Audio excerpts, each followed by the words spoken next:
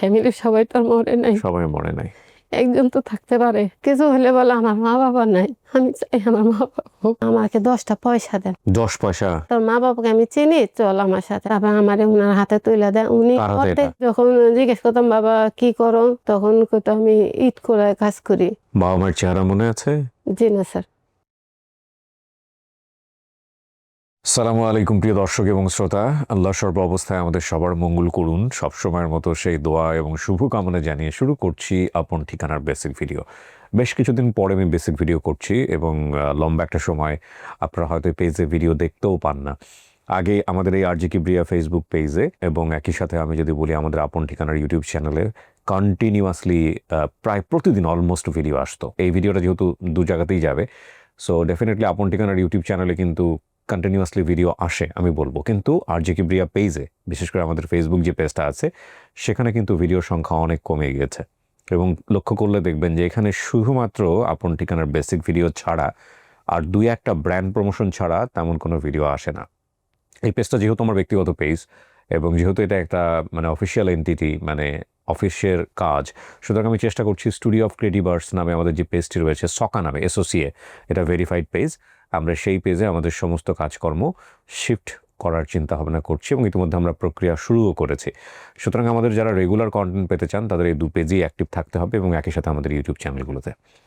আমি কথা বাড়াবো না, যিনি আমার সঙ্গে এসছেন তার সম্পর্কে জানার চেষ্টা করব। আর এই অনুষ্ঠানের মাধ্যমে যদি আপনি আপনার পরিবার খুঁজতে চান কিংবা কাউকে খুঁজে দিতে চান, দয়া করে আমাদেরকে ফোন করবেন। আমাদের ফোন নাম্বারটা দেখতেই পাচ্ছেন স্ক্রিনে এবং একই সাথে আমাদেরকে মেইল করার অ্যাড্রেস রয়েছে।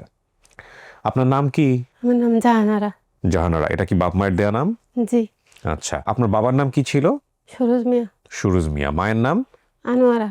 আনোয়ারা। বোনের নাম? বড় জনের নাম শেফালি, আমি জাহানারা, আরেকজন শিল্পী। শিল্পী। আর কারো নাম মনে নাই না? জি না। আপনি ভাড়া থাকতেন গাজীপুরের বোর্ড বাজার। বুধবাজারে। আর আপনার ঠিকানা কোথায় আপনি বলেছেন? কুমিল্লা। কুমিল্লা। জি। হোমনা থানাতে? জি। কুমিল্লার হোমনা থানা। শোনেন, একদম বিস্তারিত মন খুলে বলেন, কোনো কিছু বাদ দিয়েন না। আমার কাছে মনে হচ্ছে আপনি অনেক নার্ভাস। যদি বাদ দিয়ে দেন তাহলে কিন্তু আমাদের দর্শক যারা আছে খুব একটা সুবিধা করতে পারবে না। হ্যাঁ, যা মনে আছে একবার প্রথম থেকে বলেন তো, কি হয়েছে শুনি। আমি ছোটবেলা আর কি, আমরা আমাদের বাড়িতে বন্যা হয়েছে আর কি, পানি উঠছে। আমার বাবা মা সবাই আমরা ঢাকা চলে আসছি। আচ্ছা। তো ঢাকা আসার পরে আমরা ওইখানে ভাড়া থাকি। একদিন উঠা দেখি মা রান্না করতেছে, তখন আর কি আমি বললাম যে বাবা আমাকে 10টা পয়সা দেন। 10 পয়সা? 10 পয়সা। আচ্ছা। মা বললো তোর বাবা তো কাজে গেছে, এখন কোনো আমার হাতে টাকা নাই, আসলে দেব। আচ্ছা। আমি দৌড়ে যে দেখি আইসক্রিম আলা আর কি ঘাটের আগে থেকে চলে যেতেছে। আমি আইসক্রিম আলার সাথে চলে আসি। আয়সা অনেক দূর পথ হাঁটে আসার পরে উনি বলে বাবু তুমি আমার সাথে আসো কেন, তোমার বাসা কোথায়? ও আচ্ছা, আইসক্রিম নেওয়ার লোভে পিছে পিছে গেছেন। তা আমি আর ওই জায়গা খুঁজে পাইনি।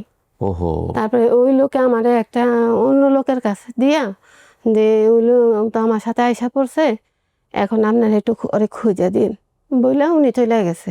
আচ্ছা।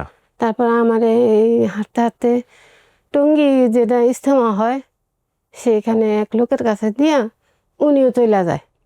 আচ্ছা। তো উনি যাওয়ার পরে উনি আর কি আমার রাত্রে করে কি খাওয়াবে, ছোট মানুষ আমি, একটা রুটি একটা গুড়ের চাকা দিছে। তা আমি খাইছি, খাইয়ে যে আমি ঘুমাইছি, সকালবেলা উঠা দেখি আমি এটা ভোর সকালে হয়ে গেছে। তারপর হাঁটতে হাঁটতে যেমন যাদবপুর আর কি চৌরাস্তার মোড়ে আমি হাঁটতে হাঁটতে সারাদিন খালি একা একা। ও, যিনি গুড় আর রুটি দিয়েছেন ওনার কাছ থেকেও চলে গেছেন? চলে গেছে, কেউ নাই তো। আচ্ছা। তা আমি একাই চলে গেছি। হ্যাঁ। তারপর ওইখানে যে দেখি আর কি মূর্তিটার সামনে আমি বসছি, সন্ধ্যা হয়ে যায়। চৌরাস্তার সামনে মূর্তি? হ্যাঁ। আচ্ছা, ওখানে বসছেন? হ্যাঁ। ওর বসতে এক লোক এসে বলতেছে আপনি তো এখানে, তুমি তো এখানে বসতো, তোমার মা বাবা কোথায়? এখানে তো তোমার দারোয়ান আছে, তোমার বের করে দেবো। তাই আমি বলছি আমি কি হারাই গেছি, কবে হারাইছি আমি জানি না। তারপর ওই লোকে আবার আরেক লোকের কাছে দিছে। তো একবারই আর কি 3-4টা বিল পার হইয়া, ধান ক্ষেত পার হইয়া তারপর ওই বাসা নিয়ে দিয়ে আসছে। তো ওই বাসায় মনে আমি 2-2.5 মাস রয়েছি। তো ওদের ছেলে মেয়েও অনেকগুলা ছিল। রেডিওতে যে হয় না দুর্বার অনুষ্ঠান আগে হইতো, ধান পাট এগুলা সার কিভাবে দেয় এগুলা রেডিওতে বলতো। তো উঠানে পাটি পিছে ওদের এরা শোনাইতো, অন্য অন্য কৃষিদের শোনাইতো, এই যে পরিবারে দিয়েছে সেই পরিবারটা শোনাইতো। হ্যাঁ। তারপর ওইখান থেকে আমি 2-2.5 মাস মানে আসছিলাম। তারপরে আমার যে বলেছে তোর মা বাবাকে আমি চিনি, চল আমার সাথে, আমি চলে যেতাম। সাথে চলে গেছেন। তো ওনারা আর দেয় নেই, পরে বলেছে ঠিক আছে তুমি যখন নিতে চাও তাইলে আমাদের কাছ থেকেই নাও। তারপর আমারে ওনার হাতে তুলে দেয়, উনি কার হাতে অর্ধেক এটা? ওই লোকে আর কি বেড়া বানায়, ওনার হাতে তুলে দেয়। তুলে দেয়। হ্যাঁ। তারপরে উনি আমারে গাজীপুর যাদবপুর যেটা বলে হুম। ট্রেন স্টেশনে আমার নিয়ে বলতেছে যে আমি তোমার ট্রেনে উঠাই দেবো। মানে রাখবো না। রাখবে না। তো অন্যজনে বলতেছে কেন উনি উঠাই দিবেন, বাজারে অনেক লোক আছে। তো বলতেছে যে উনার উঠাই দেবো, উনার যদি আমি মেয়েদের যদি আমি নিয়ে যাই, আমার বউ বলবে আমার আগের ঘরে সন্তান, এর জন্য আমি নিতে পারতেছি না। তারপরে ওইখানে কাদি সাহেব, যাদবপুরের কাদি সাহেব, উনি দেখে বলতেছে রেল লাইনে কেন ওই মেয়েটা পাথর খেলে, ট্রেনে আসলে তো ভর্তি হয়ে যাবো। তারপরে ওনারা সব বিস্তারিত উনি বলে, পরে উনি আমার নিয়ে যায়। তো ওইখানে ছিলাম, পড়ালেখা করি না দেখা, যে বলে তার সাথে চলে যাই দেখা আমাকে ঢাকা দিয়ে দেয় ওনার বোনের বাসায়। তো ওনাদেরকে আমি মা বাবা বলি, এত বছর ওনাদের কাছেই ছিলাম। খুঁজছেন কখনো? বিয়ের আগে গেছি, কোথায়? কুমিল্লাতে? গাজীপুর গেছি, হুটবাজারে গেছি। গিয়ে কি করছেন? জিজ্ঞেস করছি মানুষের, যারা আর কি পাইছে ওরা তো মরেই গেছে, এরা তো নাই। তারপর যেই মেশিন আটার যে চাল ভাঙাইতো, যে যেই মেশিনের, ওই মেশিনের কাছেও গেছি। ওরা বলতো যেই মেশিন এইটা চালাইতো উনি ছাইরা গেছে, এটা আর কি ভাড়া ছিল, অন্যজনের কাছে দিয়ে উনি চলে। এরা আপনারা পাইছিল বা এদের কাছে ছিলেন এরকম, এই কারণে গেছে? প্রথম আমারে পাইছিল। বুঝছি, এরাও তো জানবে না কোথা থেকে আপনি না। আসছেন। তো এরা কোনো খোঁজ দিতে পারে নাই। বিয়ের পর আমার আর 87 সালের পরের থেকে আর যাওয়া হয়নি। আচ্ছা, আপনি আমার অনুষ্ঠানের খোঁজ পেলেন কিভাবে? আমার মেয়ের একটা পার্লার আছে, তা পার্লারে একটা পেজ আছে। তো ওই মনে করতো যে আমার মা তো মা পায় নাই, হ্যাঁ। তো এটাতে দিই। আজকে মনে হয় 1 বছর আগে এটাতে দিছে ওই পেজে। তখন ও আমার বললো মা আপনার ফোন দিতে পারে।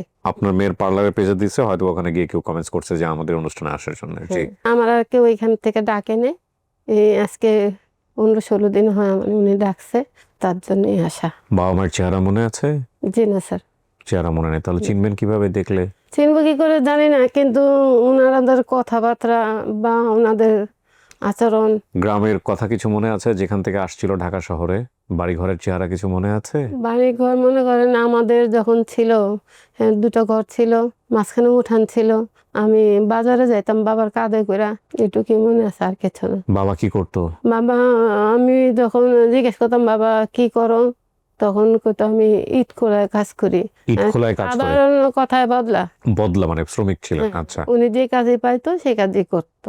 পরিবার মিস করেন এই বয়সে এসে? অবশ্যই। কেন মিস করেন? বাবা মার চেহারা তো মনে নাই, কারোর চেহারা মনে নাই। কিছু হলে বলে আমার মা বাবা নাই, আমি চাই আমার মা বাবা হোক। এত বছর পরে ওনারা বেঁচে আছেন কিনা? ফ্যামিলির সবাই তো আর মরে নাই, সবাই মরে নাই। একজন তো থাকতে পারে। পরিচয় খুব গুরুত্বপূর্ণ একটা মানুষের জীবনে, এবং এই যে ঘটনাটা, এগুলো খুব কমন আপন ঠিকানায়। যারা নিয়মিত দেখেন তারা নিশ্চয়ই জানেন। এই পরিচয় নিয়ে খোটা দেওয়া উচিত না। যে কথাগুলো উনি লিখে নিয়ে আসছে সে কথাগুলোই উনি আমাদেরকে বলেছেন। আপনারা নিশ্চয়ই জানেন যে আপন ঠিকানায় কিন্তু আমরা একটা নতুন সিস্টেম করেছি, অনেক আগের নতুন সিস্টেম বলবো না আমি, যে অ্যাটলিস্ট আপনারা যেন হারিয়ে যাওয়ার ঘটনাটা 1 পাতা হলেও লিখে নিয়ে আসেন। তো উনি সে কাজটাই করেছে, উনি লিখে নিয়ে আসছে। মূলত 10 পয়সার জন্য ওনার জীবনটা এরকম দুর্ঘটনার মুখোমুখি হয়েছে। 10 পয়সা মা দিতে পারেনি, আইসক্রিমওয়ালার পিছে পিছে ঘুরেছে একটা আইসক্রিমের জন্য। আইসক্রিমওয়ালা চলে গেছে অনেক দূর, সেও চলে গেছে অনেক দূর, সাথে নিয়ে গেছে একটা মানুষের পুরোটা জীবন। এই পৃথিবী কত দিক থেকে যে বর্ণিল, মানে কত দিক থেকে যে মানুষের জীবনের কমপ্লেক্স। খুব ছোট ছোট ঘটনা আপনি যদি চিন্তা করেন তাহলে বুঝতে পারবেন।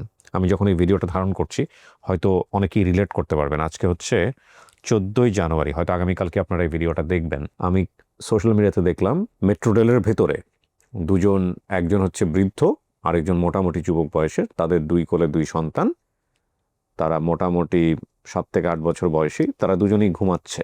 এবং ওই মেট্রো রেলে যারা ছিল, আমার মনে হয় ভিডিওটা রিলেট করতে পারবেন অনেকেই, কারণ অনেকেই দেখেছেন। তারা সন্দেহ করেছে এবং সন্দেহ করেছে ওনাদেরকে কোথা থেকে নিয়ে আসলো। এই ভিডিওটা আমি অনেকক্ষণ ধরে দেখেছি। আমি জানি না ভিডিওটা শেষ পরিণতি কী হয়েছে, তবে এটা ঠিক ভিডিওটা আটকে ওঠার মতোই। তারা হয়তো তাদের বাবা মা অথবা বাবা মা না, মানে আমি যতটুকু দেখেছি ততক্ষণ পর্যন্ত আমি আসলে কোনো উপসংহারে পৌঁছাতে পারিনি। আমি যখন চিন্তা করছিলাম যে এই সন্তান কোনো একটা পরিবারে অত্যন্ত আদরে বড় হয়েছে, তা সে গরিব হোক, মধ্যবিত্ত হোক কিংবা উচ্চবিত্ত হোক, এই সন্তান যখন এভাবে চলে যাচ্ছে তখন তার পরিবারের কি অবস্থা, বাবা মায়ের কি অবস্থা, তারা পৃথিবীতে বেঁচে থাকেন কিভাবে। আর এই সন্তানটাও অতি আদর থেকে খুব চমৎকার একটা পরিবেশ থেকে যখন নির্মম নিদারুণ বাস্তবতার মুখোমুখি হয়, তখন তার মনোজাগতিক পরিবর্তন বা মনোজাগতিক ধাক্কাগুলো কেমন। তো এগুলো আসলে হৃদয় দিয়ে অনুভব করার মতো, এবং আমার মনে হয় আপন ঠিকানা এই জায়গাটায় কিছুটা হলেও অবদান রাখতে পেরেছে আপনাদের সকল প্রচেষ্টার জন্য। আপনারা সবাই একটু চেষ্টা করুন। ওনার মনে আছে কুমিল্লার হোমনা থানা, আমি আবারও বলছি, ঠিক আছে, থানার নাম কুমিল্লার হোমনা থানা। গ্রামের নামটা কি মনে আছে? জি না স্যার। গ্রামের নামটা মনে নাই। এই হোমনা থানার যত পেজ আছে, হোমনা থানার যত ভাই ব্রাদার আছেন, সবাই মিলে একটু চেষ্টা করুন। ওনার মায়ের নাম আনোয়ারা বেগম, বাবার নাম সুরুজ মিয়া, ওনার 2 বোন ছিল, উনি বাদে আরও, শেফালি এবং শিল্পী, আর ওনার নাম হচ্ছে জাহানার। আপনার কোনো ভাই ছিল? জি না। এই 3 ভাই বোনই ছিলেন আপনারা তখন। একটা ভালো সংবাদের প্রত্যাশায় আমরা শেষ করছি। তাওয়াক্কালতু আলাল্লাহ। আসসালামু আলাইকুম।